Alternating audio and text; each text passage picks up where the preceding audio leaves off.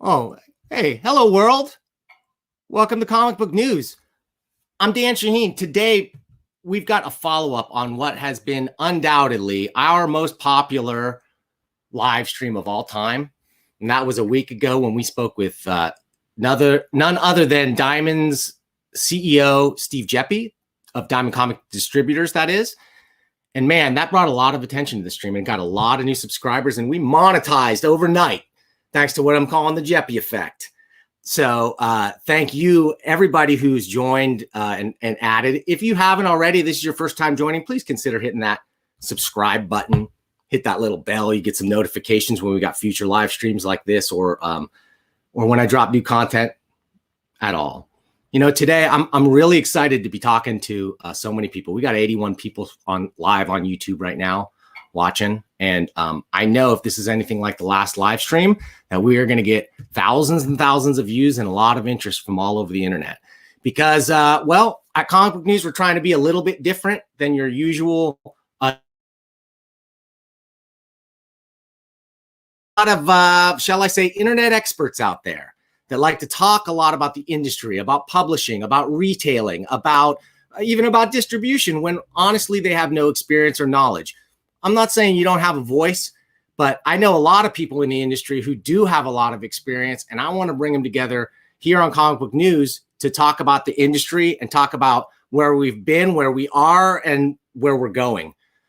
We've got tonight, man, a lineup of really incredible publishers from the direct market. First of all, what publishers are not on the show? Well, I reached out to the three biggest publishers in the direct market: Marvel, DC, and Image. And I heard back, I got really nice letters back from David Gabriel at Marvel and Hank Canals at DC, who both are not able to attend and gave really legitimate reasons about being busy and everything else. And definitely they have to go through a couple of levels of approval, perhaps, in order to show up here. But I'm going to encourage them to consider coming. Also, Eric Stevenson from Image Comics. There was a bit of a snafu. I apologize. We've connected today. He's going to come on the show and talk. But today, who do we have? Well, besides Steve Geppi, we've got a really great lineup of publishers, including Gary Groth from Fantagraphics, Ross Richie of Boom Studios, Dirk Wood from IDW, Mark Waid from Humanoids, and Mike Richardson from Dark Horse Comics. That's a pretty good lineup, folks. These are some amazing people who've founded some amazing companies and put out, frankly, some of the best comics I've ever read and that probably most of you have ever read. One other thing I want to go into before I bring Steve Geppi on is that now that we're monetized, I have the ability to take what's called super chats. You know, I like to put up interesting chats and comments here throughout the show, but it's super chats, you can make a donation. And today I don't need any of that money. That's not what I do this for. I'm going to take that money and any donations given via super chat, I am going to match. And we're going to give that to the Book Industry Foundation, their comic book initiative that is to help comic book shops. So, man, send some money in. I'll double your donation. I'll match up to $500, the first $500 donated. So thanks for donating. So now, without further ado, I want to bring in Steve Geppi, and I want to talk to him about a little bit about what we're going to talk about tonight. Steve, thanks for coming back to Comic Book News. My pleasure, Dan. Thanks for having me. So today, you know, last time you were on the show, you talked to one half of kind of your relationships, right? You talk to the retailers, the people that you sell product to. Today, we're going to talk to the people that sell you their product, because as a distributor, you're a middleman and you got to deal with both sides of that equation. Are you ready to answer to any tough questions you might hear from these guys? I'm going to try my best, but it'll be honest. Okay. And I'll say this. We had people that commented. There's been a bit of a thing on social media about our last meeting with retailers like being a love fest, like we stacked it with pro Steve and pro Diamond people. I just want to tell everybody out there that any love this guy's gotten from anybody you see on the show is because he's earned it over decades and decades of being a straight shooter and a good guy in the industry. He's a tough competitor. He's put people out of business. I mean, his competitors have gone out of business, and he has assumed control of this industry through, tough work and tenacity, and probably a bit of luck. I think, Steve, that you would say that too, right? There's nothing better than dumb luck. Better but to you be have lucky. To be ready to. You have to be ready to take advantage of it when it comes your way. Sometimes people don't recognize it, but I've been very blessed and very fortunate, and thankfully, because of the position I'm in with the retailers and the vendors, they've given me the opportunity, and I've tried to do my best. So hopefully we'll continue to do that, especially at a time now when everybody needs each other. The message for me today is going to be a lot about positivity, but realistic positivity. Right. And I appreciate that. Like nobody wants a pre-canned press conference full of love necessarily. We want the truth because we everybody here cares about comics and has contributed a lot to the present state of comics being just at its highest form of the art form has ever been since its inception. Do you want to talk about that for a second, Steve, about some of the... I would like to say that, while your show is as it should be, it's about our industry, and that's awesome. But it's a bigger picture right now. The whole world has got a common denominator as it relates to the coronavirus. And while we all regret what's happened, and certainly as it relates to lost life and the unemployment and all the various hardships that it's created, the reality is that's where we are. But we can make a choice here. We can either lament it and do nothing, or we can look for the obvious opportunities that maybe it presents. And I kind of see it as a restart for the whole industry. But it's buffered by the fact that we have a lot of history to something just happened. Something just went south. Wait a minute. Hold on. You're okay, Steve. You're back. I think my sleep mode went on for half a second there on my computer. I didn't see anything. But go back to what I was saying.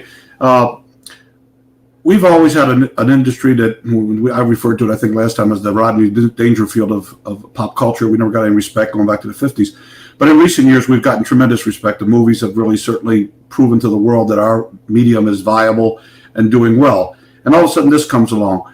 Well, here's an opportunity to take that voice we've earned over the last number of years in the direct market and otherwise, and to proclaim it even louder, because everybody else is having their problems. And if they're asleep at the switch and don't take advantage of the opportunity to make known what they're doing, they're going to be at a loss. So I don't want to be just sitting here looking at what we need to do. We have to do that, obviously, to survive.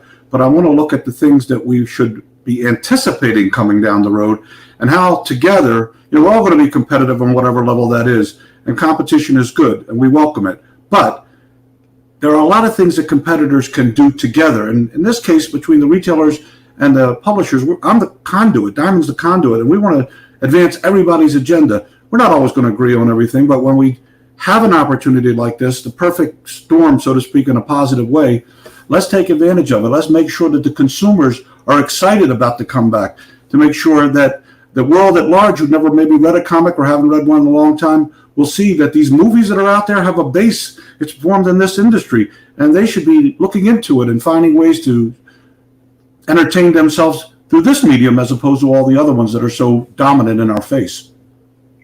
Steve, you're not wrong. And we're going to bring in a few publishers, frankly, some of the best publishers, I think, in the industry. But first, a quick side note. You mentioned Rodney Dangerfield, and I once heard a joke when I was Googling jokes about publishing about 10 minutes ago, and it said that a writer, an artist, and a publisher found a genie. They rubbed the lamp. The genie came out and offered them each a wish. The artist said, "I want to go to Hawaii, and I want to be on the island with no money problems whatsoever." The writer said, "Oh, I want a yacht in the Mediterranean. I want to relax there with no worries about money at all." And the publisher, when asked of the genie what he wanted, said, "I want those guys back after lunch because we got 28 pages to put out by the end of the month." So without further ado, I want to bring in the first publisher. I want to bring in Ross Richie, founder and publisher of Boom Studios. Ross, welcome to Comic Book News. Hi, thanks for having me. Hey, Ross. How you doing, brother? I'm doing great, man. How are you doing? Good. Good. Ross, you got a couple questions for Steve? I want to just pull out and let you just talk. Great. So my question for you, Steve, is what advice would you give retailers that are either starting to reopen or preparing to reopen soon? Well, the first thing I would say is to pay close attention to what is being said. There's a lot of misinformation out there. Oftentimes the tendency is to read a paragraph, see the keywords, and say, oh my God, what is happening to me? And they don't really read entirely what's being said. And that was the case in recent times during the announcement of the restart up, and even quite frankly when we announced that we were stopped shipping. So I would beg everyone to please pay attention closely. We'll end up answering the questions if you, for whatever reason, don't get it. You can call Diamond and we'll clarify. But I think retailers need to be very careful that they get accurate information, because we end up spending a lot of time, I don't mean just Diamond, all of us spend a lot of time restating something that was pretty obvious at the time. So we got to be more conscious ourselves to make sure we do it in what I would call see, Dick, run form, so that there's no miscommunication. But by and large, I think that's the first step for a retailer. Then I think as far as the actual implementation, you have to pay attention to the jurisdiction, the municipalities. If your state says you got to be closed or you can only do curb service, you got to work within the means of that. But I think the most important thing that retailers can do is, to the best of their ability, to stay in contact with their customers. Just like Diamond, the publisher is trying to stay in contact with Diamond. Diamond's trying to stay in contact with the retailers. And the retailers have to stay in contact with their consumers the best they can. And today with technology, that's a lot easier than just if it was the old world where you had to make a lot of phone calls. You can email your customers if you have their address. Find ways on your website to talk to them so that you can anticipate what your expectations are going to be. How many of you are still going to come back in on a weekly basis versus a semi-weekly basis? What is your buying capacity? What would you like to see us do to help you? Communication, I guess, is the bottom line. That's the key to everything. Well, guys, sorry. Oh, sorry. Please, Ross, continue. So with that in mind, sort of what communication does is it updates your model of the world, right? So as you reemerge into a post-COVID world, you're looking at where are your customers, where's the distributor, where are the suppliers. So I'll use that as a way to segue into, in the same way that you just gave retailers advice as they look to reopen, what advice would you give publishers? I think everybody needs to stay in their lane, so to speak. If you're a publisher, you know what your job is. A retailer knows their job. Distributors know their job. So from a publishing standpoint, I would advise you as Diamond Comics, your distributor, to keep us as informed as you can of what's really important to you, because you're getting a lot of messages from directly to you that we don't see. So as a result, we might be doing something that we think is what you want, but in reality, it may be the opposite of not only what you want, but it might be what your customers are telling you they want. So I would say to stay close contact with us and your various brand managers, because I'm getting more involved now. I really feel like I haven't been as at the switch as I'd like to have been in recent years. So I feel like I can be a guy that can make that happen a little faster. I'm lucky enough to have the authority to make your decisions get implemented quicker. So if you have a schedule that you're contemplating, and you kind of need to know what you're up against, because we don't want to flood the retailers day one and make them have way more product than they need. And you have no real way of knowing exactly how much product is in the pipeline because you're not talking to one another. We're not going to disclose confidential information, but we can give you a general idea of if you say, I want to put out 20 titles this week, and we also know there's like 80 other ones saying the same thing, that might be a little bit of a difficult swallow for the retailer. So what we would like for you to do is kind of talk to us, give us an idea what you're trying to accomplish, and please just ask us what you want us to do. It doesn't hurt to ask. I'm not saying that we're going to say yes to everything, but I can tell you this, with me back at the switch, I'm going to be giving you a little bit quicker answer than maybe you could in a normal bureaucratic process. And that's no disrespect to my team. They do everything. They work zillions of hours a week to try to get it done right. But sometimes I'm loving the access I'm having here with some of my old friends and being able to just push a button here and there and make it happen. So I don't know if that answers your question, but it's an open door right now. It's a lot of fun to have you back in the game, Steve. I'm just happy and thankful for it.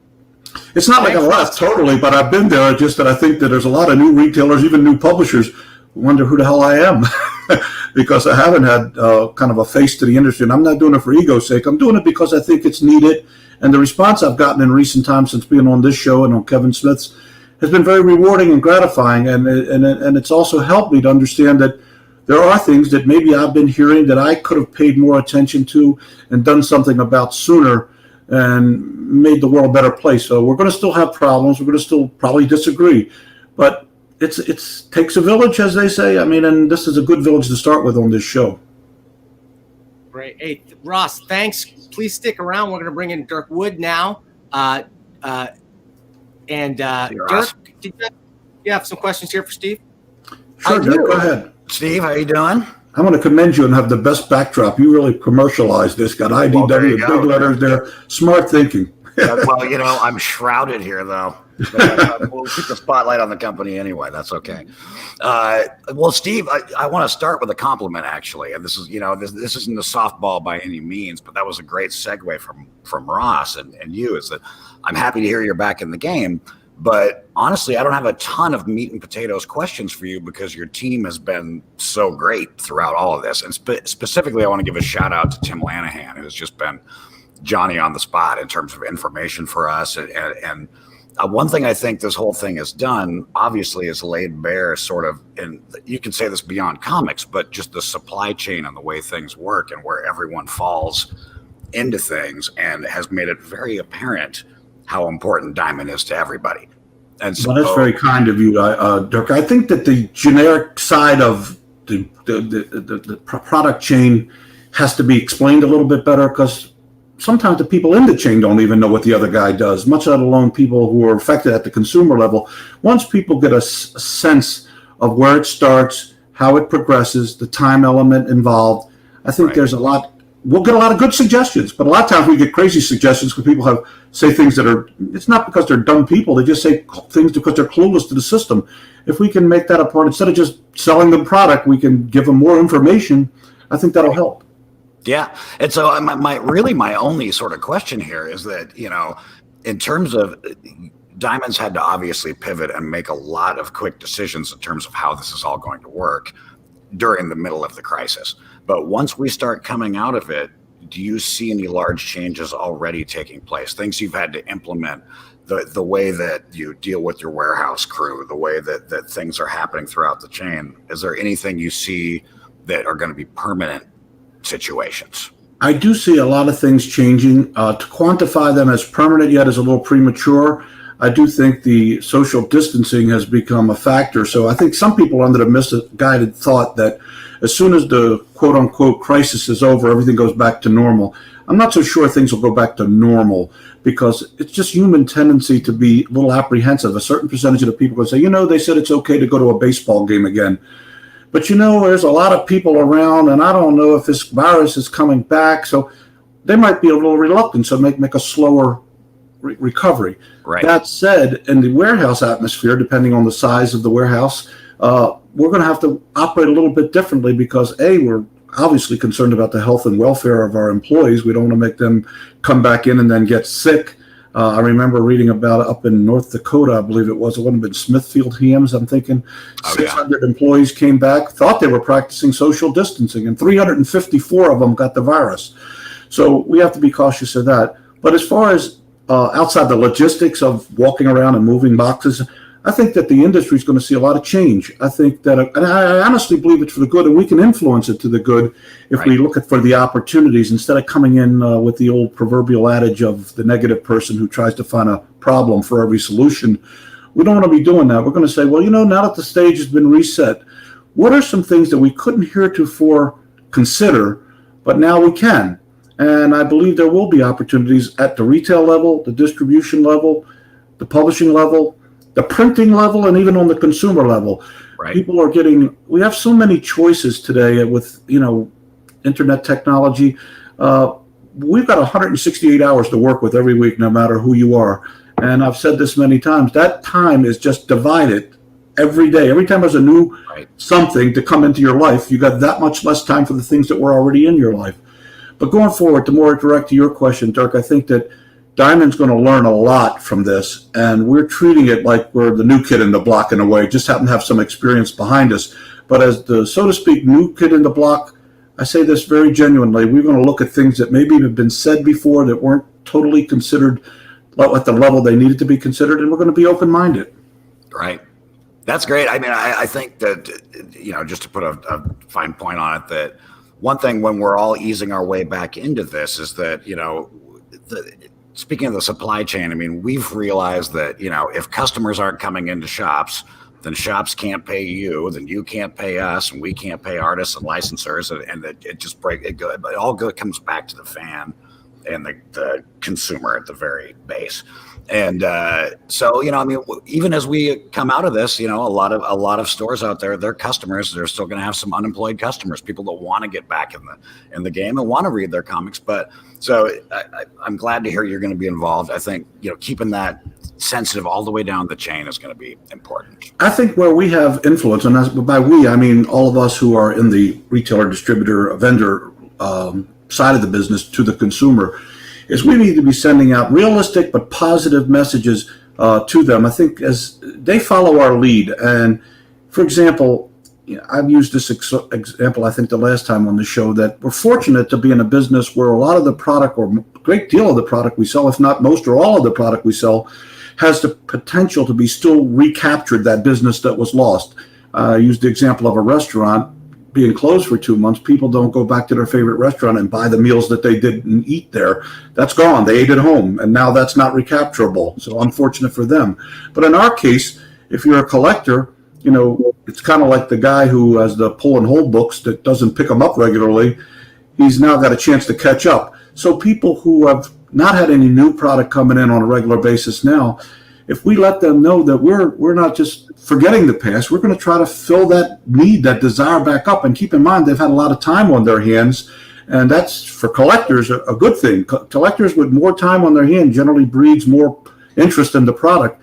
So I think if the publishers and us and the retailers can let the consumers know, the bottom line is the consumers need to keep believing, rightfully so, that the publishers are anxious to not only give them great new product, but they're anxious to kind of replenish things they might have wanted before, take advantage of maybe having, you know, I thought about this as some people that are going to be obviously affected financially with the unemployment, although there are a few people that are actually making out better on unemployment right now. But one thing is for sure, when you're stuck in your house, as a rule, you tend to spend less money because, you know, you're home. You're not going out to dinner. You're not going to the ball game. Some of the other venues that require your physical presence outside your home, that money's not being spent. So for us, there's a propensity or potential to be able to recapture some of that inadvertent savings that the people were accruing.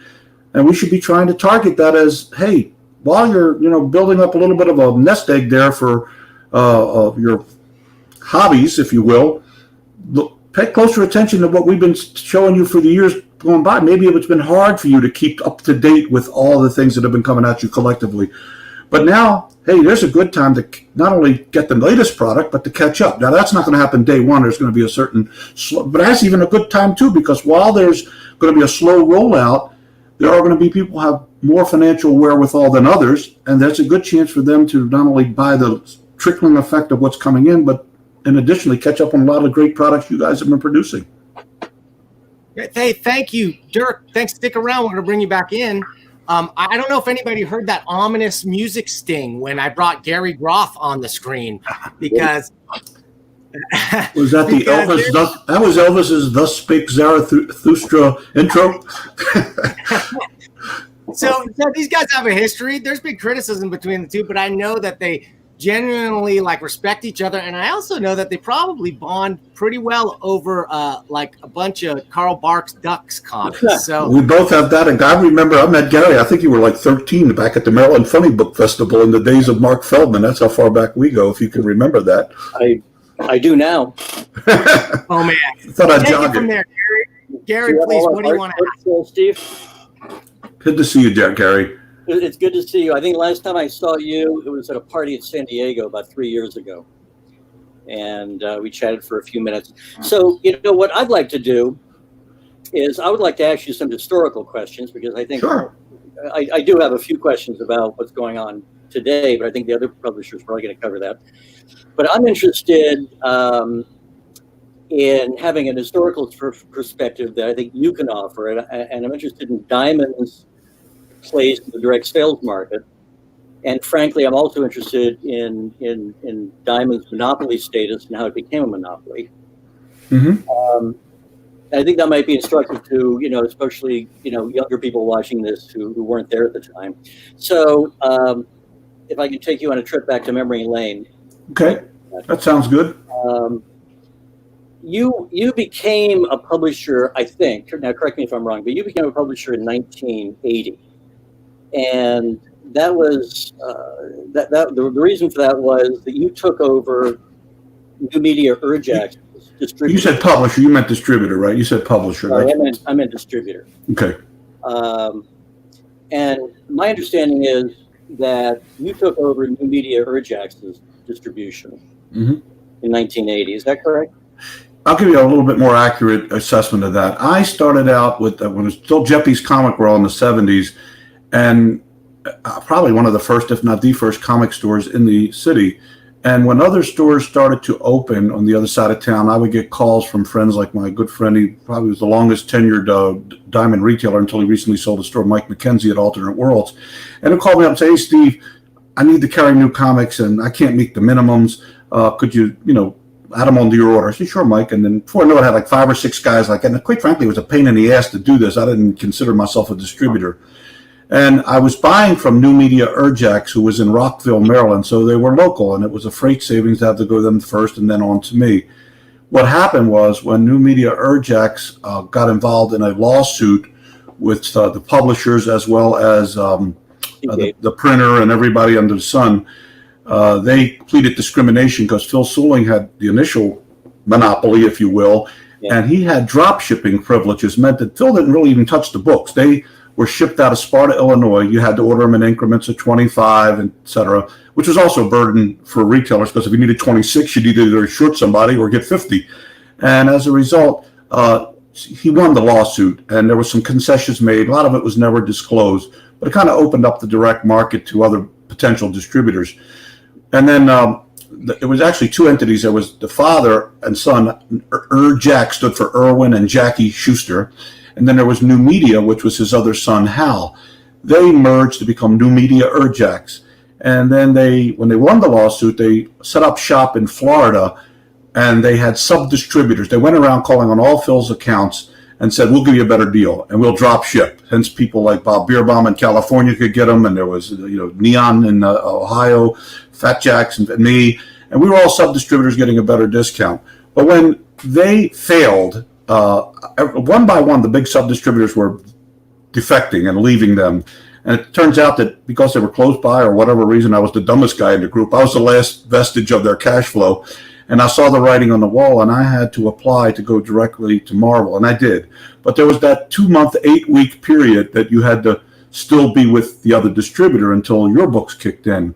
And I remember 7 weeks in, the final week boom, they went on hold with the publishers. And I had to scramble through my good friend Walter Wang at Comics Unlimited. Anyway, when they, so to speak, were put on hold, it was my first Marvel meeting, and I went down to Florida to go to the meeting as a full-fledged direct distributor. And I decided to stop by over at Largo, Florida to visit the former enterprise that I was buying from, New Media Urjax, because there was a couple of people that I dealt with regularly, and I wanted to meet them. Try to shorten this, it's getting too lengthy. But at the end of the day, what was happening was they had been put on hold, and they still had control, though, over the next 2 months' worth of books, which meant that even though they weren't paying at that time, I guess the position the publishers took was we couldn't arbitrarily sell those to somebody else to cover orders for those accounts because they might show yet pay, and there might have been some billing consideration. So I used the analogy that it was like a corral full of horses inside the corral, but the gate was broke. Now, I could either A, let the gate totally deteriorate and watch the horses get out, but the problem for me would be there were other distributors, and I might not get them all. So with the broken gate, if I could work out a deal with him, I could then fix the gate and have 2 months to buy some time to prove to these retailers that who didn't actually have a choice at that point, their orders were already placed, that I could do a good job. And that's kind of what happened. And when we did the deal, it was kind of, I gave him some, it wasn't really almost a cash deal. There was some consideration for free product because he was going to go on publishing and keep a retail store. And at the end of the day, he went off in his direction, but suddenly overnight, now I'd had a distribution location in Florida, which he called, what did he call it at the time? Fantastic Kingdom. And in Massachusetts, he had what he called Solar Spice and Liquors. That was his distribution arm in Cambridge. There were 2 that were his places with his employees. In fact, Carol Kalish, the legendary Carol Kalish, worked for him, believe it or not, back then. Then there were the other sub-distributors, which was Fat Jack, Mike Ferreira in Philadelphia, me in Baltimore, and Northeast Ohio News. I all of a sudden had all this business. The only person that didn't come to me in that deal was Northeast Ohio News, which ironically formed the nucleus of Capital City Distribution going forward, who would become my biggest competitor. But it was at that time that I became a legitimate, so to speak, distributor as opposed to a de facto sub-distributor under the auspices of my retail. And it was on February 1st of 1982, because of the trade terms involved with Marvel and the other publishers, I had to separate the two companies. So I formed what had formerly been Geppi's Comic World, the proprietorship. It became Geppi's Comic World Incorporated, Diamond Comic Distributors Incorporated. And then from there, the history, as they say, as I grew the business through acquisition. And then in 1988, when we had grown to be the second largest distributor behind Capital City, with Bud Plant being third, I ended up concluding another distribution acquisition with Bud. And that moment on, we became the largest distributor of comics. Is that too long? I'm trying to give you the facts. You want history, I got a bunch of it. And that gave you about 40% of the market. Gary, you got. Say what, Dan? No, I'm sorry. Please continue. Gary was starting. Gary, you got to say something. I was just saying that gave you about 40% of the market, correct? When you bought Bud? At the time I bought, I'll tell you the number. When Marvel would do allocations for limited product, they would have a market share number based on what was assumed from a Marvel perspective was your market share. And I know prior to the eventual Marvel's Hero World deal, we were pegged at 44% of the direct market, which was after the Bud Plant acquisition. So I think I remember this. When we swallowed the Bud Plant acquisition, it was a 60% increase in size. So if you do the math, whatever we were, that increased us by, for every $100 we did, that was now $160. And that's kind of the dynamics of that. But at that point, we're now the largest distributor, but we still represent, which was still a big market share, 44% of the overall market. Guys, I want to break in for a second here, because we did cover a lot of the history of sort of the consolidation of the market in our last live stream. But I think one of the reasons I was anticipating Gary coming here is because back in '95, there was some criticism that you wrote about not understanding why other publishers would want to go exclusive with Diamond. Why would the industry want to put its eggs in one basket? I think I can answer. I'll let Gary answer, but I think I can answer that. I don't think everybody wanted to. Let's start with that. I don't know that everybody wanted to. The concept was that if Steve, now remember, we don't have Marvel at this time. They've left. They're going to distribute through Heroes World on their own. So every distributor just lost 35% of their business. So that means when DC announced that they were going to go exclusive, because the thinking at the time was, what if Marvel did a good thing and by selling direct to the retailers, it gives them some advantage? So DC took the position that, well, we don't want to buy a distributor, but we're going to go exclusive with someone. And that was either going to be Diamond or Capital, as it turned out. So we, duked it out for that. But by Diamond, and had it been Capital City, it would have been the same thing, is what I want to point out. By getting Diamond's, DC's business, and no one having Marvel's other than Heroes World, if you were publisher 3 through 10, you had to be concerned of the viability of the distributor financially. Yeah. Because if everybody's on this ship, it's kind of like, I don't want to be on the boat that's going nowhere. So to Capital City's credit, I will say this, Milton John Davis hung on valiantly, having lost their number 1 and 2 suppliers, and almost virtually all 3 through 10 went. So Capital went from 20 locations down to 1 and centralized in Sparta, and hung on valiantly for a year. And did a hell of a job to do that with, trying to become a niche distributor. So from the perspective of wanting to, I don't think any of the publishers necessarily wanted to have their eggs in basket. Maybe retailers to this day don't want to have their eggs in one basket. But I'd be remiss if I didn't say what the good side of that was, because in the consolidation process, like everything else in business, there's good and there's bad. The bad maybe is you don't have a choice. The good was the industry became a lot more financially viable. Keep in mind, we didn't have Marvel for a while. And then when Marvel came back, it bolstered us up. But even with Marvel, I had to laugh, even when Marvel back, I'll share some numbers with you. In 1993, at the peak, Superman's death, kind of hard to refer to a death as a peak, but notwithstanding, all the speculators came in and kind of bogusly inflated the volume. Diamond did $222 million worth of business wholesale that year, and we were 44% of the market. When we got Marvel back and we were, so to speak, the only distributor, the entire market, we were doing 168. We were doing much less than we did at 44%, for all intents and purposes, 100%. But we started to grow again because there was a consolidation. A lot of the air freight wars went away, wasted money there. There was a lot of the negativity. So in the eggs in one basket scenario, it's kind of all our fault, all of us guys on the phone and everybody watching, because we are the consumers at every product we buy. We want the best, and we want it at the cheapest. And the only way somebody can give you the best at the cheapest is volume. And that's why you have Amazon, and that's why you have Walmart. We might bitch about them, but at the same token, there's a certain part of it that we are guilty of promoting it, because we say, well, I'm going to go to Walmart, it's cheaper. And then you make Walmart knock out some little guys, or Amazon. So in our case, because the way this industry works, the logistics of piggyback, like on freight, if you're Archie Comics and you're not selling very many comics, but you ride the same truck from the printer down to whatever distribution location is, it helps you stay alive. And reciprocally, I always said that the greatest things that ever happened to Marvel is DC having a hit, and the greatest thing ever happened to DC is Marvel having a hit, or Dark Horse, or Boom, or IDW, or anybody, because we've always been a hit-driven industry. So when we drive people to the store, they get exposed to everybody else's products. So on the distribution level, there have been a lot of positives, and we'd like to think they continue. But now, a lot of people think, well, Diamond's the 800-pound gorilla. They don't have any competition. That's quite far from the truth. That may be true on a certain level up until recently with a couple of new ones. But we compete in the toy market, the merch market, and all these other places, the book market. In a lot of cases, we're a tiny fish in the great ocean as opposed to a big fish in a little pond. So I'd like to think that those who know me personally, and a lot of you guys do, that we're not sitting, as I said last time, behind the scenes saying, how do we screw over the publishers? How do we screw over the retailers?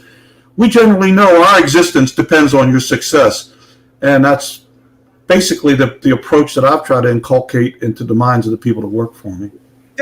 Steve, thanks for clarifying that, because one of the big points that I got out of our last interview is, and this might have got obscured when you're talking about the numbers. I wanted to make a graphic about this, but after the direct market had such a contraction that the entire size of what was left over, and then Diamond's small piece of it, represented that like a really massive blow to the industry.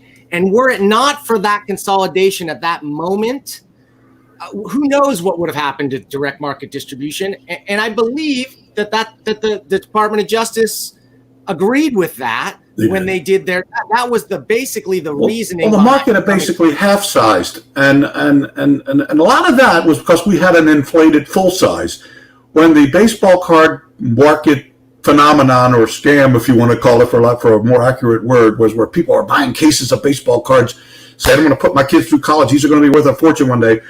when that imploded, a lot of these same guys came over into the comic market, opened stores. Now they had people buying cases of Turok, cases of Superman's death. And they were basically, it was a false premise for volume. So we're all sitting there saying, man, look at the volume. Every damn account that we had was reaching top level discount, because all they had to do was buy one or two of those products in quantity. They had customers, consumers buying cases, which were in some cases more than a retail store would buy themselves. So that inflated volume was a big reason why our volume was overstated. So then when the collapse occurred, and we became as big as we were percentage-wise, we were still dealing with far less volume. But the great news is, because comics are resilient, and not just, I'm going to keep talking just about comics, games, pop culture, merchandise, it inherently had a saleability that made it survive. And we watched the business grow and grow and grow, and basically better than doubled at a time when we had a lot less retailers. So it's encouraging looking forward from now forward, because I see the same thing potentially going to happen. Guys, I guess my point was that it's not as easy to say as monopoly equals bad. That's the oversimplification that I see among so many people in the comments and on YouTube and all over the place who frankly just don't know what they're talking about. So Gary, thank you for bringing that stuff up. I want to bring in our last retailer because unfortunately Mark Waid is having technical problems. He's not going to be able to join us tonight. Sorry if you've been waiting around for him to talk, but we're going to bring in one last guy. And this guy is one of the most important foundational publishers in the direct market, in my opinion, outside of guys. I think Gary Groth is definitely one of those guys too, but also not too many people more than Mike Richardson, founder and publisher of Dark Horse Comics. I know you guys are friends, or at least you're friendly, and you've talked before, but Mike, what do you want to ask Steve about today in regards to your relationship with? And it can't be about the Yankees because I'm going to say something nasty if you do. Well, I'm sorry about your Orioles. There he goes.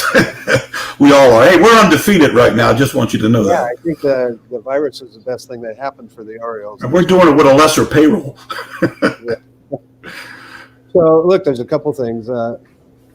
As a publisher, so I'm a publisher and a retailer, so we started out as a retail store back. I opened the first store in January 1st, 1980. Moved to Bend, Oregon, where we didn't know anyone, so that I can get away from my basketball buddies and focus on business. And we opened the store. So we were around during the rise of the direct sales market. And by the time we started Dark Horse, by the time Randy Stradley and I put out our first book, I think there were 19 comic book distributors at that time, if I remember correctly. And, we watched them disappear one by one. So when people ask, why did we go in an exclusive with Diamond? Well, we looked around to see where we were going to get paid was one of the big things, because we got stuck a number of times with distributors disappearing on us. So we want to get paid. Of course, in those days, we needed to get paid to stay alive. And we saw a big collapse. So everyone who was in the industry back then, I know Gary will remember, we saw the Black September when all the black and white publishers literally went out of business overnight. We were one of the ones that survived. So distribution was always important to us, and we had seen a lot of changes in it. So just going back to what you were talking about, Steve, we wanted somebody we knew. You and I have been friends for a long time, and we wanted to go someplace that was strong so we could get paid and pay our creators and make sure our books were going to get out properly. So that was Diamond. And we watched it go from 19 down to 1. That was an interesting evolution of the market. Questions, as a publisher, one of the questions I have is, of course, we're all concerned about the strength of the direct sales market and the strength of the retailers. I'm curious how the FOC went on Monday, whether you guys were satisfied with that. And also about, you're in the position to know what the strength of the retailers are out there. We know that a good portion of the retailers, as a retailer and as a publisher that's traveled around and met with retailers, I know that a lot of them, they don't have big bank accounts to get through these kinds of situations, these kinds of times. And I wonder how you would be in a position to know, Diamond would be in a position to know how these retailers are going to get through this. Do you see any substantial attrition in the marketplace, in the direct market? And, and I'm curious if retailers were able to take advantage of the PPP program that the CARE Act was offering. Well, I would like to start off by saying, as it relates to the retailers, I don't want to understate or overstate their financial condition, but I do think it varies, obviously, but it's not only, I think, better. I'm not sure how many were able to participate in the PPP, because a lot of that is, if you've seen the backup on that, it's incredible. Even now with a second replenishment, it seems like there's still going to be hundreds of thousands of people shut out. But as you know, Diamond, whether by choice or by default over the years, has been happy, I will say, to be the bank of the industry to the degree we can afford to be. One of the good things that came with consolidation was our receivables became much higher collected, because there wasn't the hop, skip, and jump retailer who couldn't pay this guy, and in a lot of cases it was just legitimate and it wasn't timed or whatever. But some cases you had some retailers that are gone by the wayside now that would stiff, for lack of a better word, a distributor and call the other distributor who wanted volume was stupid enough to take it on. We also fell victim to that at times too. So now even though you could argue, well, the guy's got to pay Diamond because if he doesn't, he's going to get cut off. It isn't as black and white as that, because we do care about our retailers, and we have had, if it was the old circumstances and we knew they could run and jump and do things like that, we might have had a different approach. But we take the mantle of responsibility. Part of what we do is to support retailers, not just by giving them their product on time, giving them information about the product on time, but also financially. So when they get in trouble, to me, an account who's paid me on time for a long time, then gets in some trouble for a period of time, and we can help them get through it, we do it. And we've had tremendous happy ending stories where we've got accounts that if you looked at them over a period of 20 years, somebody else might have pulled the plug.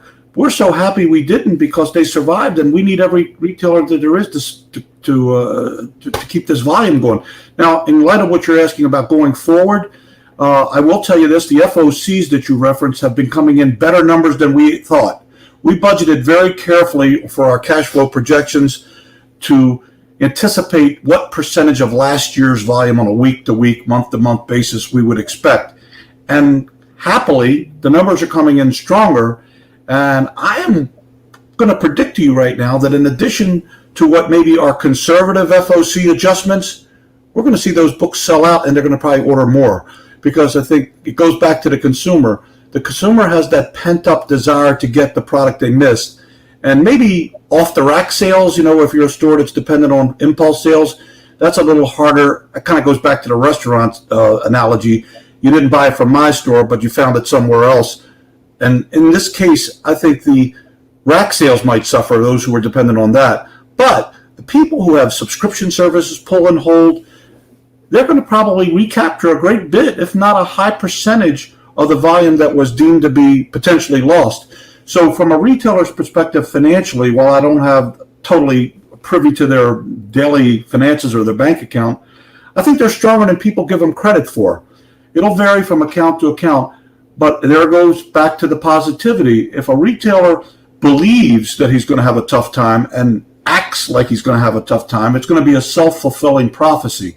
I think if a retailer gets creative, and we know we've got some great creative retailers, some entrepreneurial people who find a way, despite, I used the comparison last time about 2008 when mega billion-dollar companies like Lehman Brothers and Bear Stearns and WAMU and all these other companies went out of business. Here was the little comic book retailer still surviving because he found a way to make it work. So, Mike, I can give you some pretty reasonable reassurance that in the chain from a publisher standpoint of how do you get paid? You get paid by Diamond, and you need Diamond to get paid by the retailer, and the retailer, of course, needs to generate business. I think we're in good shape. Steve, I want to jump in for a second. Mike, I want to thank you for that nuts and bolts kind of question, right? That's really what we're trying to get here. Because I want to just offer the flip side of that, Steve, is that I think it points to how heavily the direct market counts on pre-orders right now. Like that which is sometimes deemed as a weakness. I believe that's what his bull is showing, the strength in the orders, because the pre-order system is there, and it's the lack of product for the shelf, whether that's because of so many options from different publishers or even the sheer number of options from certain publishers crowding out other books. I think we've entered a place in the direct market where we count so much on pre-orders, much like the video game industry, that we have marginalized the off-the-shelf sales to the walk-in customer. And I want you to just speak to that for a second. And then I'm going to bring in the rest of the guys, for the rest of the publishers here, rather, and I have a question for all the publishers. Well, an important thing to say through, because there's a wide listening, viewing audience now that may have different levels of understanding of the industry. The bottom line is, I'll say what all of us know, but some may not, is that the difference between our market and other markets is the returnable versus non-returnable. The hallmark of why a retailer buys non-returnable is the assumption that they have a better understanding of what they need. because they talk to their customers. They can anticipate, I need this many of a Dark Horse product, this many of a Marvel, how many of this title. And then the speculative part for them is the off the rack, who knows if how many I'm going to be able to sell by the walk-in. So what I think that argues for, to your point about pre-orders, most of those pre-orders are built with the idea they have a high percentage of those books pretty much always already committed to. I know Mike will know, as a retailer, in addition to being a publisher, that his stores, the guy's not going to just say, give me 100 of something arbitrarily. He's going to say, how many subscribers do we have for that title? And if we have 80 or 90 and we think we got a pretty good traffic in the store walk-in, we might risk the other 10 or 15. So with that in mind, it gives me confidence that unlike most other businesses that, let's say, are emerging like we are, but all their businesses dependent on somebody, if you're some toy store or some other place, that how do you know when you order 50 of this versus a 500 of this, what you're going to sell? You're totally dependent on impulse, and maybe somebody else beats you to the sale. But in the comic store, they have a captive audience. They have a controlled subscription audience. They're in a much better position to project that.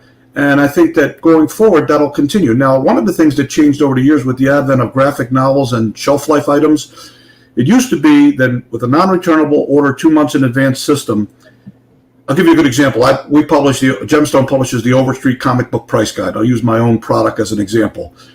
Well, that was an annual publication and very important. So if you were ordering it on the month it was shipping, you wanted to order as many as you thought you needed to last the whole year, because you couldn't afford to be out of a price guide somewhere in the course of the year.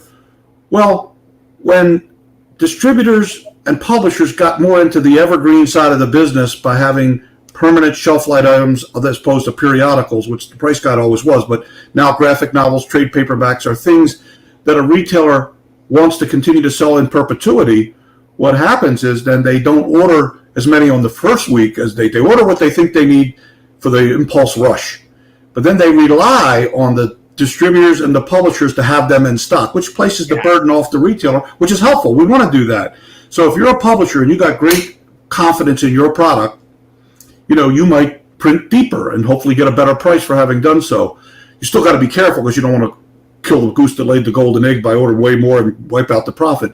But you're at least saying to the distributor, and in our case, in many cases, we have what we call agency arrangements or consignment arrangements where the product sits on our floor. So we get an order for 10,000, they go out the door.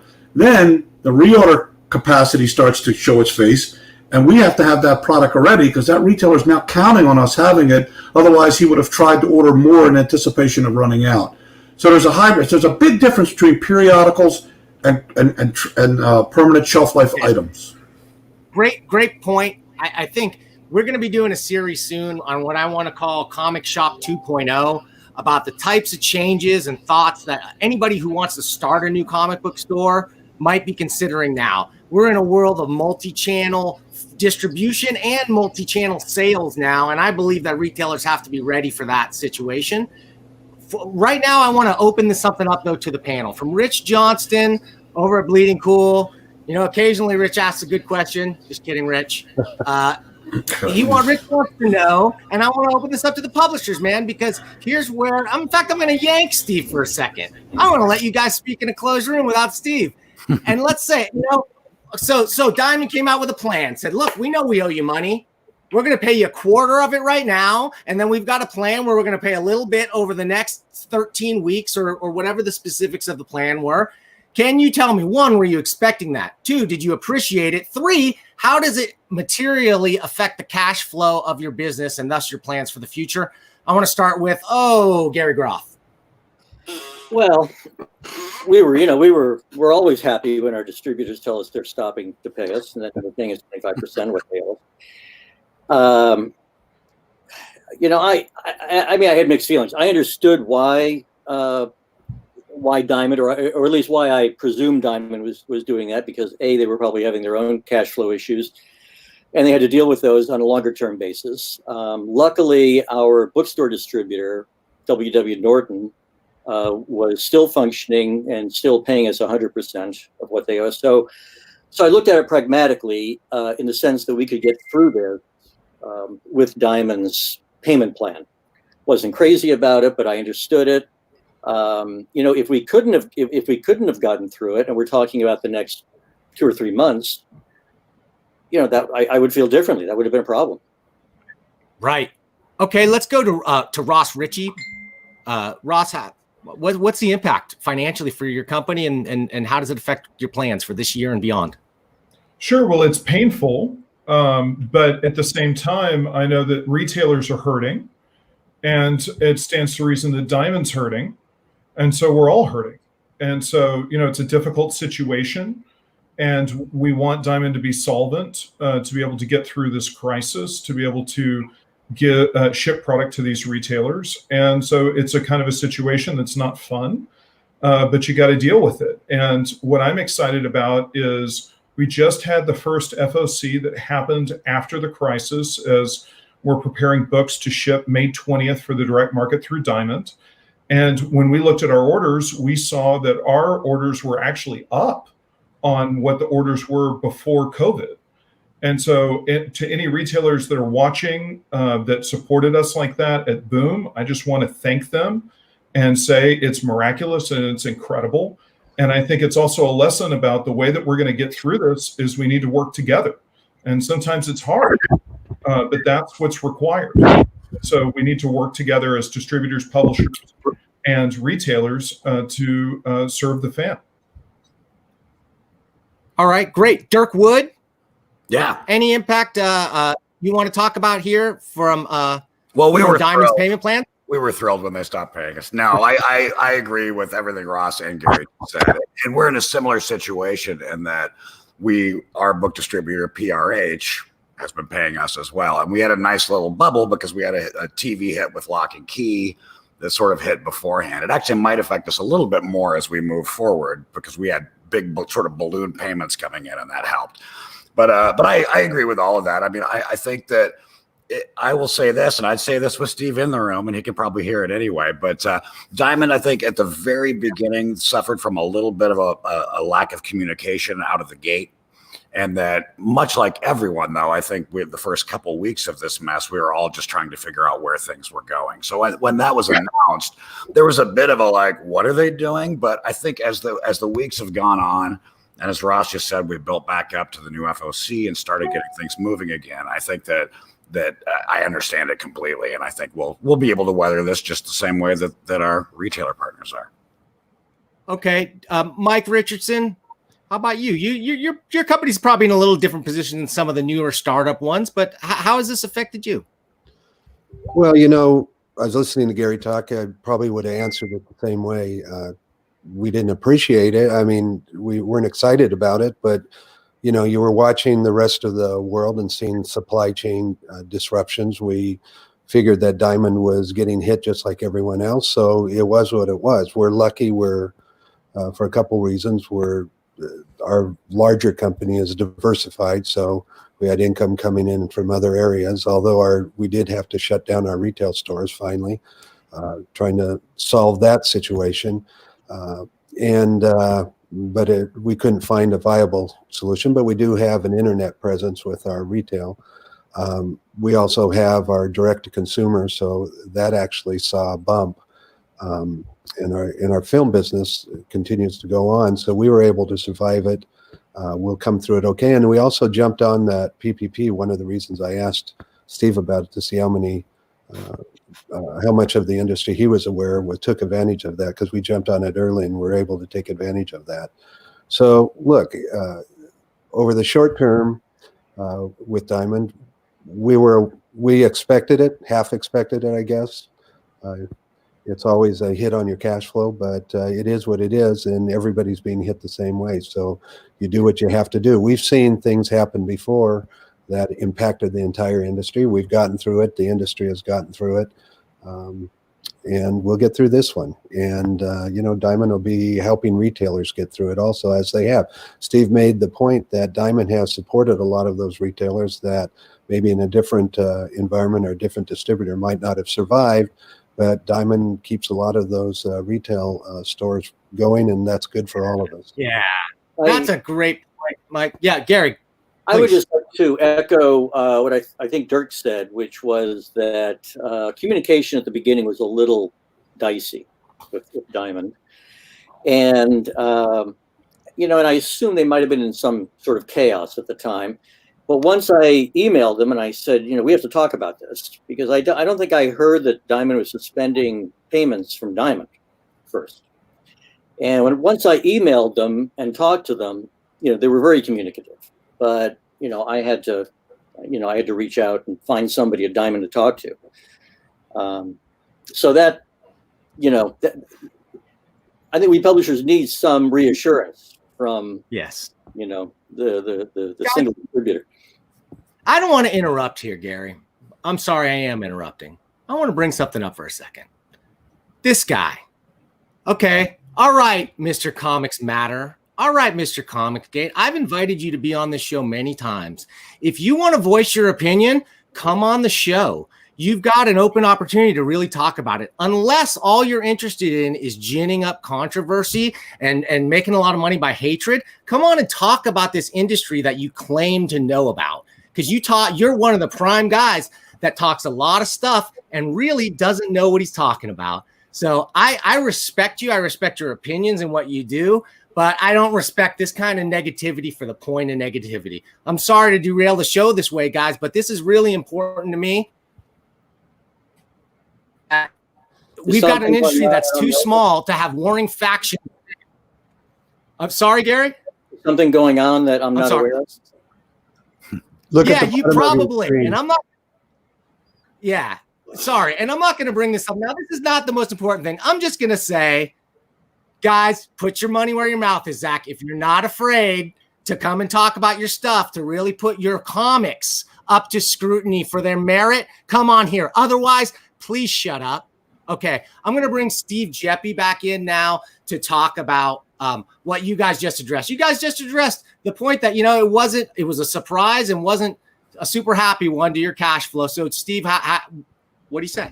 Well, can you tell us why you had to do that, why you had to implement those measures? Okay, let me start off with this. I had mentioned earlier there's a lot of disinformation, but there also was lack of information, which is where we were guilty in the scramble, if you will, transitionally. I said the last time, at 9 years old reading a comic book, I never dreamed I'd be the guy to shut the industry down. It never crossed my mind I had a thought like that would ever occur. But here I was finding out on a day-by-day, hour-by-hour basis, what could we do or not do? And when it finally came to the point of stopping shipping because of safety and health being of most importance, reality set in and is, okay, what does that mean? Oh, well, we're stopped shipping. We're not going to have any income. We're not going to have any income. How are we going to pay the publisher? Just the same questions you would have, just the same questions that the retailer would have.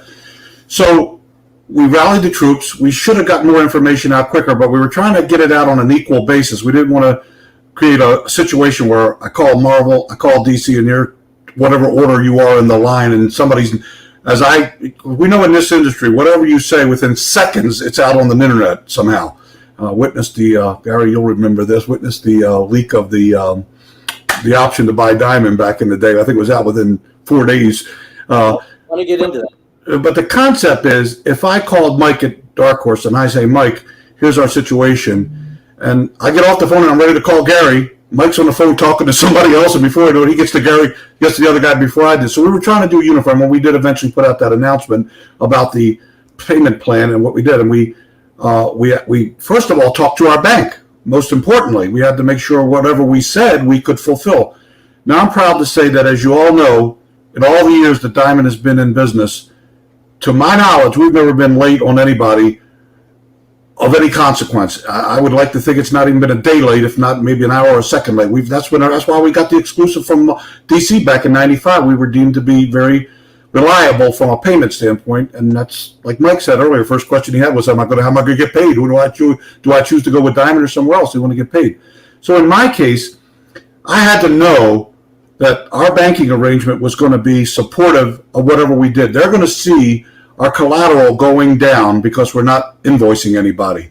The money that comes in pays down the debt, but no new invoicing is being created to collateralize. So when we talked to our bank, which I mentioned last time, fortunately back in June, we got our newest bank, who is the biggest bank in the country, J.P. Morgan Chase, who not only is a great bank and a large bank, but really tuned into what's going on with all these PPPs and different things that they could help. We sat down with them and we found out that within our existing structure, our existing line of credit, the plan that we presented to all the publishers equally was going to be affordable within the confines of our existing line without having to ask them for $1. But it necessitated telling them that because they're going to see that happening. So all of that was not even anticipating any PPP money. It wasn't anticipating any other positive things. We took a worst case scenario. So as it related to communicating it to the vendors, we had to make sure that everybody could live with this. And I'm sure it's been harder for some than others. But the good news is, what I was saying, I remember when I got on the phone with Ike Perlmutter about it, and you know Ike can be tough. First words out of my mouth was, Ike, I just want you to know we're going to pay you in full. I wanted them to hear that before I said anything else, which is in effect what we did to everybody by that letter that went out with the plan. We're saying you're going to get paid in full, but here's what we need to do to make it happen. And while it wasn't something everybody was dancing a jig at, I would love to be able to say, I wish my retailers would call me up and say, I guarantee you, Steve, you're going to pay it in full, but it's going to be over this time.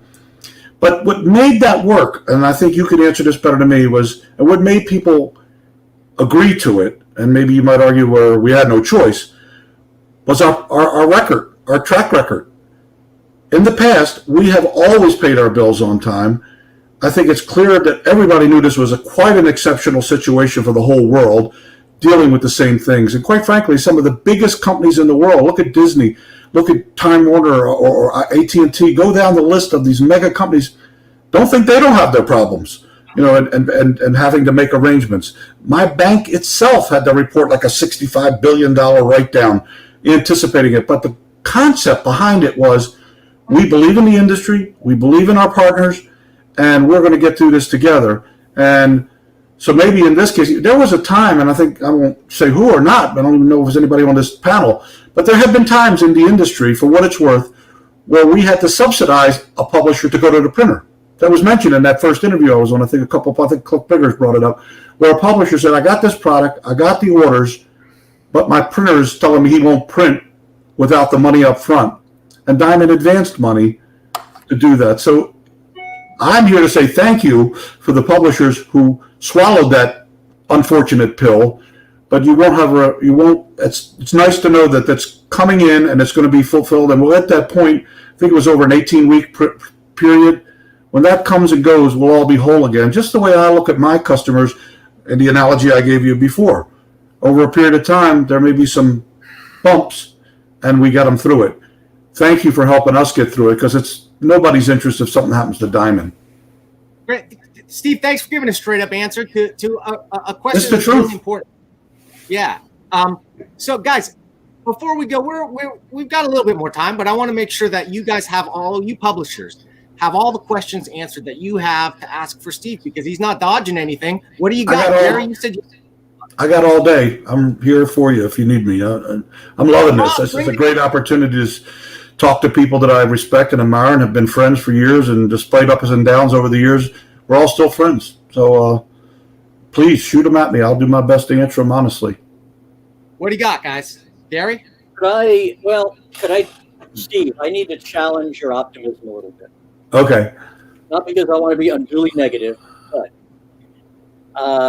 it seemed to me what you were saying, and you know, you can educate me, please, because I'm not intimately familiar with how, you know, retail stores function. But it seemed to me like you were relying a lot on pre-sales for your optimistic projections of stores coming back. And by pre-sales, you mean consumers, you know, pre-buying folks? I can see where you get that impression, because I was talking about the pre-orders, the pull and hold. No doubt there is that was in reference more to the coming out of the gate, so to speak, in effect. How do we know opening the doors day one after we get back to opening the stores that there is business? Well, I was trying to emphasize they, unlike a lot of other businesses, have a built-in certain amount as a starting point. Thereafter, the assumption is we're going to return to normal, and if we do our jobs right, we're going to try to take advantage of the comics are back I want to try to tease a little bit here because we have a program we're working on that I can't announce yet that is going to be quite exciting to generate a renewal of camaraderie, a renewal of where we are, where we're going to be. And that ties to not only getting back the business we lost, but capturing business that maybe now was never available to us before, because we're going to try to be the spotlight of the resurrection of our industry. Other industries are trying to come back and resurrect and show their worth. Well, with the level playing field being right now, I see it's a chance for the comic industry to just scream to the rest of the world. And by the way, while you're on your little sabbatical from your regular business and your other hobbies and your other interests, guess what's really hot and exciting now? The comic industry. Maybe you weren't involved with that before. Maybe you didn't know that there was all these great products and you were busy. But while you were going to the movies subliminally, you were getting turned on to all these comic characters. And maybe you were going to the bookstore and discovering new ways to hear a story told, where you were used to just either watching it on a movie or on television or reading a prose book. But maybe now you'll see that this graphic illustration with sequential art is another way to tell a great story. So what our focus is on to not just bring back the comic book industry, but to take advantage of this, let's call it open-mindedness that's going to be out there to everything because of the virus. So call me Pollyanna. I know it's easy to put reality in front of these questions and say, well, what's going to make that happen, osmosis? But it's going to take us at the top, meaning the publishers, the vendors, the distributor, we don't want this to be a self-fulfilling prophecy. Please come into our store. We know it's been a while and I'm sorry that we weren't open. No, guess what? We're excited to be back, and look what I'm doing in my store, and look what the publishers are doing. This is the way you get people to not only solidify the existing customers who already are bought in, and you got to worry about them too because they could lose interest, but use this as a kickoff, a platform that says, tell the world what we're about. We're all now shrunk down to the same level, so to speak. So while we're down at the same level, let's put our boxing gloves on and show you how hard we can fight compared to you. That's basically where I'm coming from. I appreciate your Norman Vincent Peale piece, but this is how I see it, and tell me how this is flawed. It seems to me that most comics retailers are operating in a very slim margin, and that most comics retailers are probably using 100% of their revenue to stay in business. That is, 100% of their revenue is going out in expenditures. Now, if their business drops by 20, 30%, they're out of business. And business is not going to just simply resume on June 1st or whenever the states decide when business can open up. It's not going to go to 100%. It's going to trickle back in. So you're going to have X number of months where you have 50% of the business or 70% of the business or 80% of the business. Isn't that how it's going to work?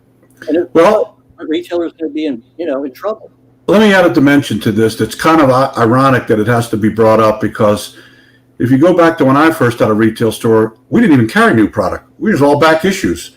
I gave a speech at C2E2 2 years ago where it kind of seems counterintuitive for a distributor who benefits from everybody having their store just loaded with new product, and to the point where many stores don't even carry back issues because they have no room for them. But don't underestimate the retailer survival instincts. A lot of them, even right now as we speak, are subsidizing their lack of new product with back issues and things like that to show that they're not just one-trick ponies. So I think that resurgence of that mentality of comic books are comic books, whether they be new or they be old, and we're coming from a prejudiced viewpoint here, from a publishing standpoint, theoretically in theory, I'll say you don't get any benefit from back issue sales. And I'm not talking about restocks of graphic novels. I'm just talking about old comics that sell for more money. But that is another source to help that retailer survive now. And if I have my way, as counterintuitive as it sounds, when they're back, having survived, relying a little bit more on what the old days made you rely on, when they come back, I'm hoping that they will not forget that back issue market. Because as much as I'd like to sell and get a cut of every product that's sold in a comic book store, it does me no good if the retailer can't survive off of that amount of product.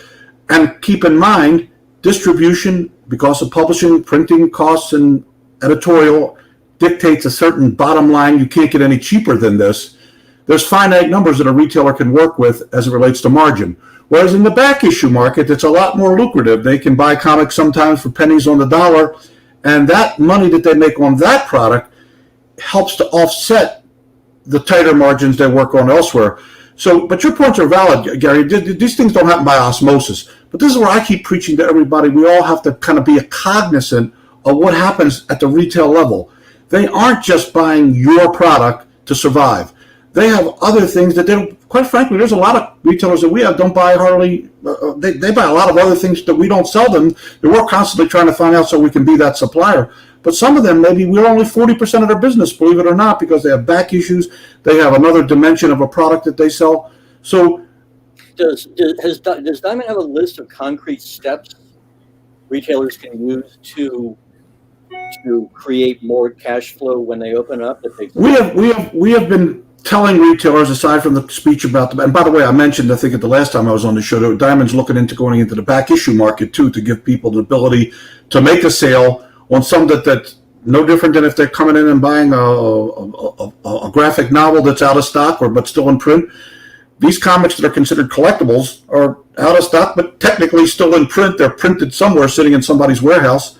And so, from Diamond's perspective, to answer to your question, Gary, we're trying to give retailers a guideline based on a lot of input from other retailers of things, of success stories, if you will. Somebody I talked to recently, was actually not a phone conversation, but a text conversation with Buddy Saunders, who, as we know, owns My Comic Shop in Texas and has got quite a mail order business.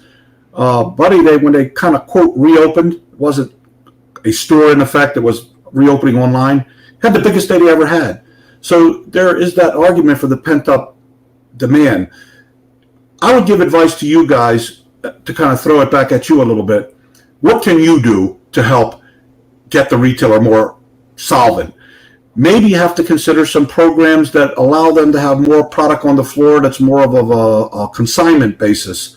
I mean, it's more work for Diamond to deal with these kinds of things, but if that's what's going to help, you don't want to miss a sale. The last thing you want to know is that your warehouse or the printer has a bunch of your books on a shelf, and there's 100, 200, 1,000 stores that don't even have a chance to sell because they're not in there.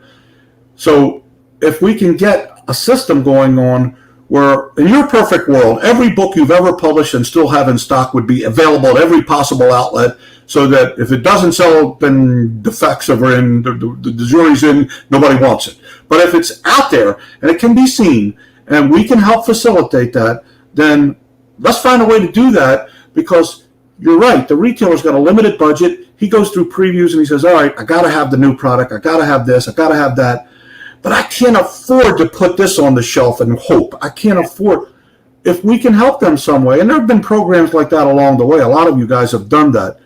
We need to do more of that. And I'm telling you, Diamond is happy to do whatever it is to facilitate getting more of your product visible. It could be an online presence.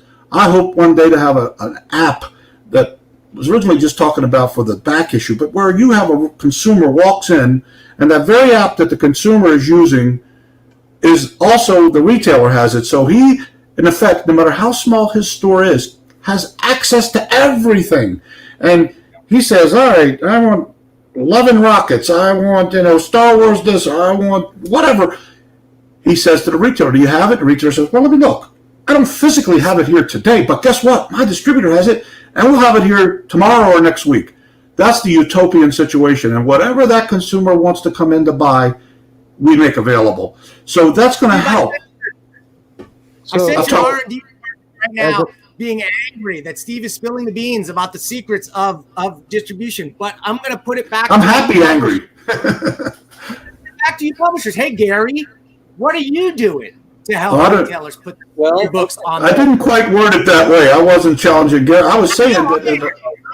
What are you guys doing? I'll answer that, and I'll speak only for myself, from the publishing point of view. But it's awfully hard for us to help anybody when our own cash flow is perfect, and we're barely staying alive. And I'm looking not just today, but I'm looking for over the next 3, 4, 5, 6 months. I'm looking at our cash flow. it's kind of the widow's mite. Whatever you can do, do. You know, if you drop in 2 coins of very little value and someone can put a lot, proportionate to our market share, proportionate to our volume, can we afford something to contribute to the greater good? It's a question of being, and I was including myself, less selfish about how the world affects me personally. I got to budget a certain amount of this because without the industry, all of us are screwed. So we have to find whatever way. Now we're going to do, I alluded to earlier, there's some things we're working on that's going to be a little bit of a tease because I don't want to beat the schedule that we're going to announce on. But I will tell you this, it has a lot to do with helping raising money for people on all levels, whatever that can be. And you've seen already, you mentioned Bink is already doing that, Jim Lee's drawing stuff. We want to have our version of that, and it's going to be a plea to try to get cooperation on all levels. And I think that's where it's going to be a surprise to people just how much. I mean, you're only about to look at Kickstarter and see, and Indiegogo and things like that, what's possible. You know, somebody who had no financing whatsoever has a great idea, and everybody buys into it. All of a sudden, money appears. Well, Kickstarter just laid off half their employees. I heard that. I saw that. I just saw that too. So everybody's affected. Even it's kind of like a catch-22. But I'm just saying that as compared to other industries, and similar industries, and even non-similar industries, I think we're in a better position. I mentioned this last time, and I said that there's a lot of things that are working. You know, I stole a page from Michael Milken when he talked on Fox the other day and just basically said, your electricity's still working, your computer's still working, the hospitals are still. If you build off of what is working, you get a jump start, because I don't want us to just be coming to the door and being like, oh, we survived and we just washed up on the shore. I don't want to be just washing up on the shore. I want to already be building the tent that we're going to live in after we get off the shore. Now, Michael Milken, it worries me that you're quoting Michael Milken. Well, Michael's a friend of mine, and I know there's a lot of controversy with Mike, so I won't go into the political side of it, but he's a good guy, a very philanthropic guy, was recently pardoned. I know that doesn't expunge things, but Michael has done a lot, and he's a very smart guy, no matter what you think of otherwise. He really understands business, and he brought us, and he's an optimistic guy, so I respect him for that. But and I think I got, what was it, Bleeding Cool referred to it. Somebody had to put in there convicted felon. I don't know why that was necessary. We all knew that, but that's kind of ridiculous. One more question. Yes, sir. Is Diamond in a position to help retailers financially by either extending credit terms or? Yes, we are trying to do everything we can, and we're getting cooperation from some of the publishers who have offered hint to change terms temporarily if need be, or whatever. Who can afford can. If you can't, you can't. If you can, we'd like you to consider it. What we're trying to do is get it all. Everything we can do on our own financially, we're doing, and I mean that personally as well as corporately. But there's a big job out there to be done, so every little bit helps. So if you can't say, I'm going to give you additional terms or I'm going to do this, participate in whatever events occur to raise money. We are going to do it. We are doing it. And we, quite frankly, Gary, have always been doing it, as I mentioned before. So that nothing's changing for us as far as being the bank of the industry. Now, don't get me wrong. If you got a deadbeat, I hate to use this word, account that's just going to screw the system over, you're going to have to answer for that. We're not going to just give you money or give you terms and you abuse it. But if you are somebody who's been a good account and you had some issues, we're going to try the best of our ability, like we've always done, to help you. So it's our job. Steve, as you know, we're working with you. For our May books, we extended 90 days to retailers, I believe. Great example. We are expanding our returnable program. On individual cases, in the past, we've done consignment where people could try out books. I mean, there's books that retailers could bring in. We see most of our sales done in the top 50%, I guess, of the retailers. We have a lot of retailers that I'm sure Ross and Dirk experienced the same thing, and Gary, that a lot of retailers don't even purchase Dark Horse books. But the top retailers, the top half of the market seems to do that. We're willing and looking for ways to help retailers. We've done consignment in the past, but one of the things, programs we're talking about, for instance, to get retailers to try books maybe they haven't tried before. We have non-comic book material that's distributed through Diamond. For instance, the our first Nintendo book sold for $39.99. We sold 1 million copies in the bookstore market and got very few orders in the comic book market. And I think that retailers not only could make money off a $39.99 book, but they could also maybe bring in some new customers into the store, because I think that there's going to have to be creative thinking on a retailer's part, and I'm speaking as a retailer, to get our market back. And I don't know that we can just survive on hoping that all the comic book people come back, because there's going to be financial impact.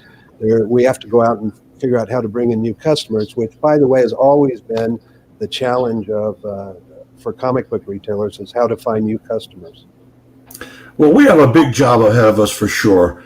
But I think that you build a building, you start a brick at a time. And fortunately, we're not starting with the first brick. We've got a nice little industry here that has survived many a different adversarial things happening.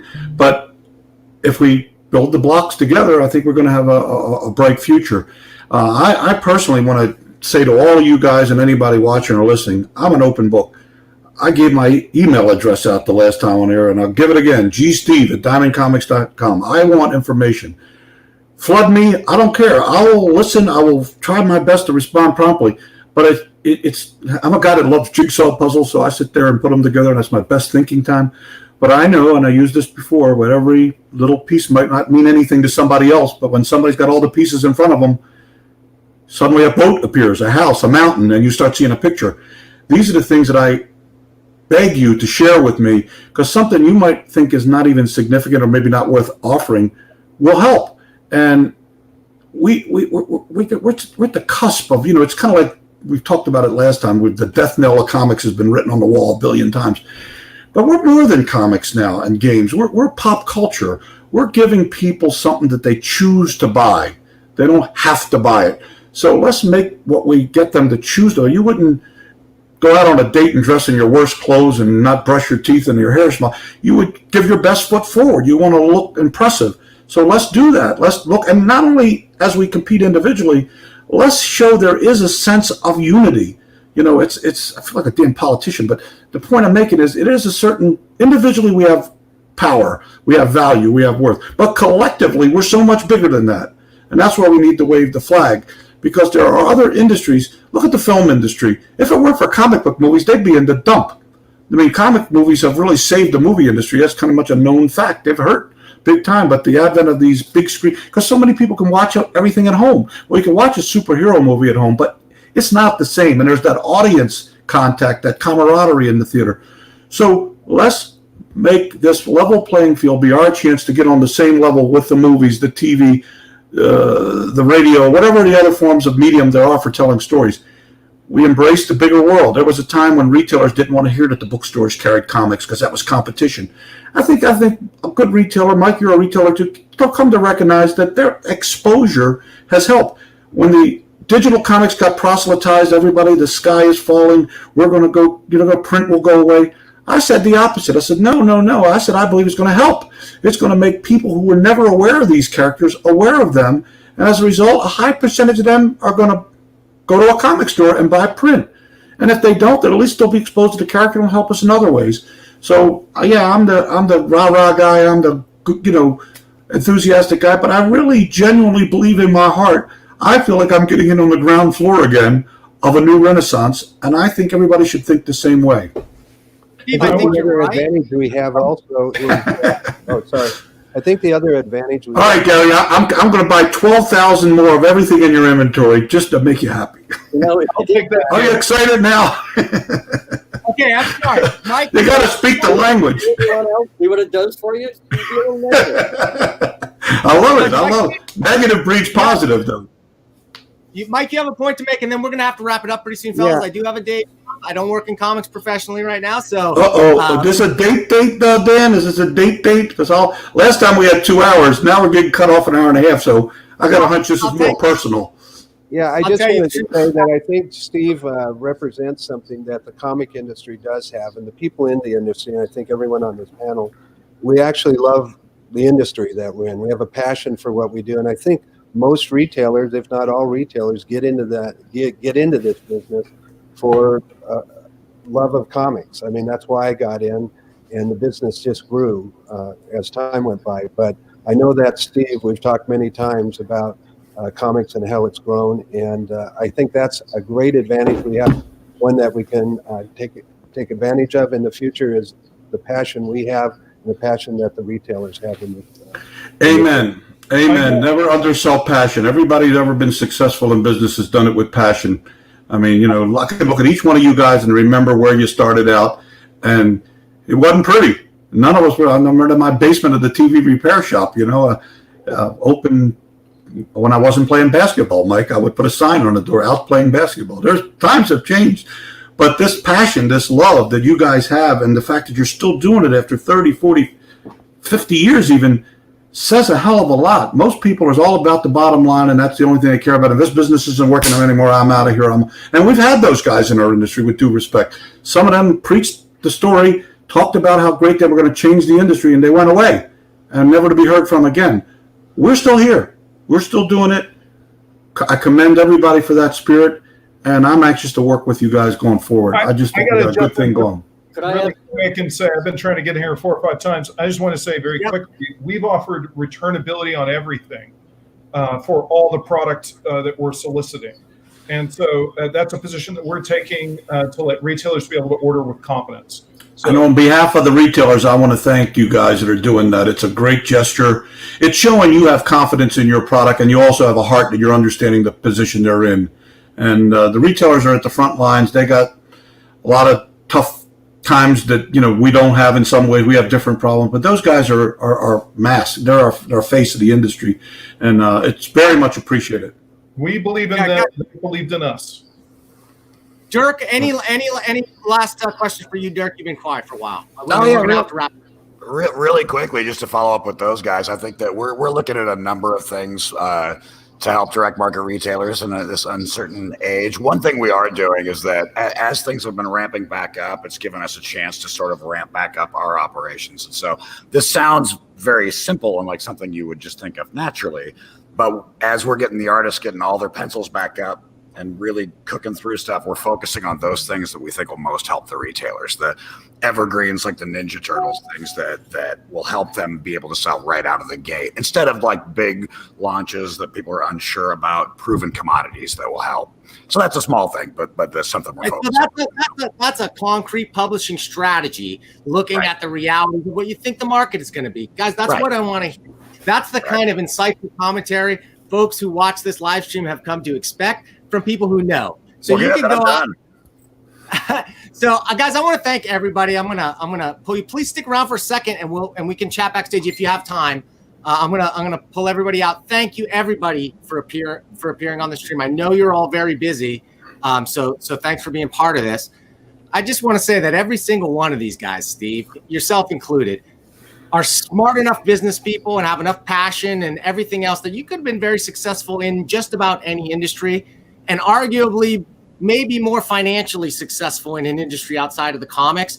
But it's that passion that you talked about and that you display on this show that I believe that's the only reason we have a comics industry today, is the passion of all those people that were on this call and more that are out there.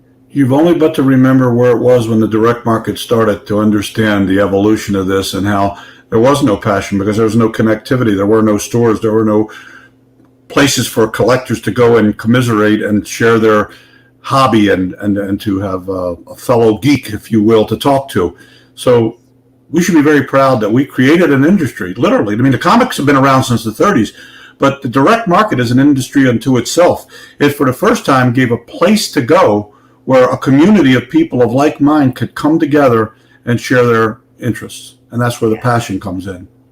Steve, thanks for being here. Thanks for bringing this up. Please stick around. I'll be back in a second. I want to wrap this thing up a little for a second. I want to thank you, world, for tuning into this. If you watched it, you care about comics. I also kind of want to apologize. I flew off the handle a little bit in the middle of this thing. I got a little bit mad about some of the comments over there. I broke my own rule and I read the comments, right? But guys, this is my thing. I'm not trying to silence anybody or say anybody's opinion does not matter. Far from it. Comic Book News with Dan Shaheen is a place where anybody who makes comics can come and talk about their comics. We're going to put aside identity politics and politics of all kinds, and concentrate on the art form and industry of comics, because there are just not enough of us out there that are true passionate advocates and creators and sellers of comics to make this thing happen. I grew up in a comic book store. I started working in a comic book store when I was 11 years old. I worked there and I bought that thing. I've worked 35 plus years in this industry, either selling, loving, or just talking about comics now. So thank you for joining me. We're going to be back with more live streams in the future with retailers, publishers, hopefully Steve Geppi again. I know he's excited. Believe it or not, he was more excited about this stuff than I was about this stuff. And that just shows me that a guy at 70 years of age, who's as rich as basically you need to be, can still get excited and jazzed about the things that made him passionate about this art form and industry to begin with. So again, thanks for watching Comic Book News. Thank you all for donating. We raised, you gave well over several $100s in, I haven't totaled it up yet, and I'm going to match that. I think we're going to get close to $1,000 at least to donate to the Book Industry Charitable Foundation and their Comic Book Relief Fund. Thanks again for watching. And again, I want to say out there, if there's anybody in the industry who wants to come on here and talk about the real industry with the real people who created and maintain the comics industry, the door is open. If any of you people out there have ways to reach out to some of the people I could not get a hold of, we want some people from Marvel and DC. Hey, internet, how about put something in Jim Lee's ear? How about put something in maybe Joe Quesada's or CB Cebulski's ear? Because we want to talk. We want to hear what they have to say. We're going to have Eric Stevenson very soon, but I want to hear from all the publishers and really understand what it's going to take comics to that next level in the 21st century. Everybody, thank you for watching. This has been fantastic. I can't imagine having a more fun time talking about comics. Thank you for watching.